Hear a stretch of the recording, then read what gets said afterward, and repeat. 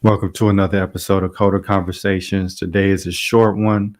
It's your host, Kevin, and today I just wanted to talk about the antagonistic relationship between employers and employees. Now, what I mean by that is that it almost seems like employees and employers are at complete odds with each other. It's not like they're really working together.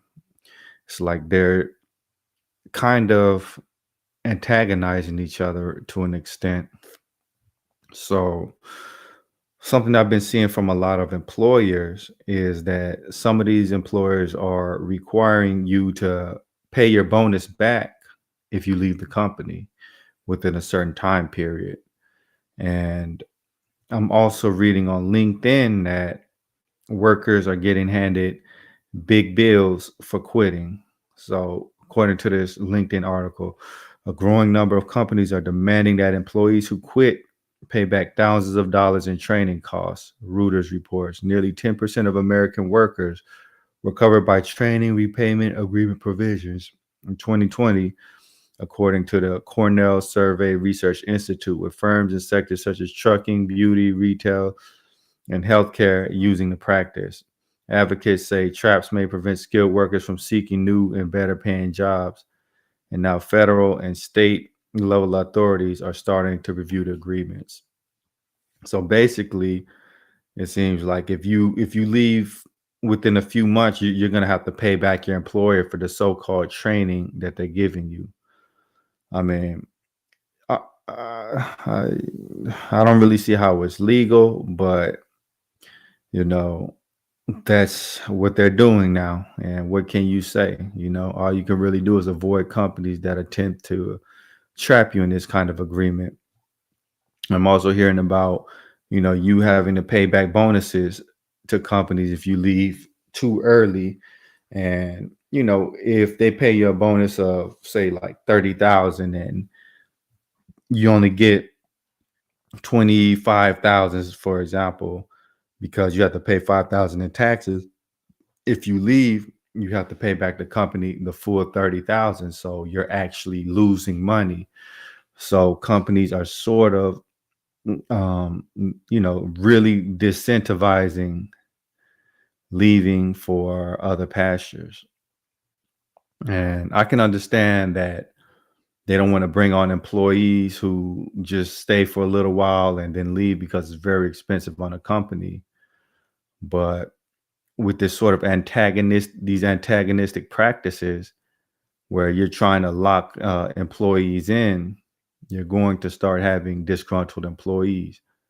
You're going to have employees who won't necessarily feel like putting in maximum effort because it seems like at every turn, the company is trying to screw them over. So think about also during the pandemic, right, when a lot of companies were laying people off. I've even heard of like offers being rescinded. Now that's something that really screws over an employee. Imagine moving to a whole new city, turning down other job opportunities, and then the company rescinds your offer and you're left scrambling for a job. So these sort of practices create a really antagonistic relationship between employer and employee. And ultimately, why you want to avoid this is because your employees will eventually start to check out. They're not going to put in maximum effort. Why should they?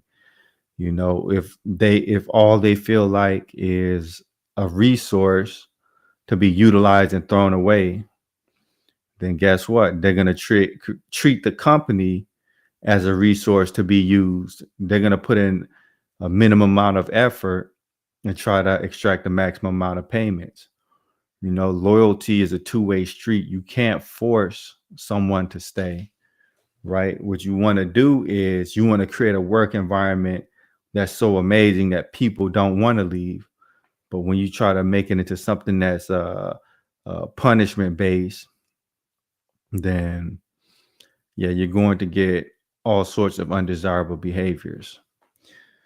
And another thing where I'm seeing this antagonistic sort of relationship is in remote work. A lot of employees, they love the remote work when when COVID was really heavy, but now that it's subsiding, all the companies are wanting to bring their employees back to the office, and many of them don't want to go back. What are you really getting by forcing these employees back to the office? Productivity isn't necessarily increasing that much. Why is that? Because a lot of people are expending a lot of energy just driving to and from work.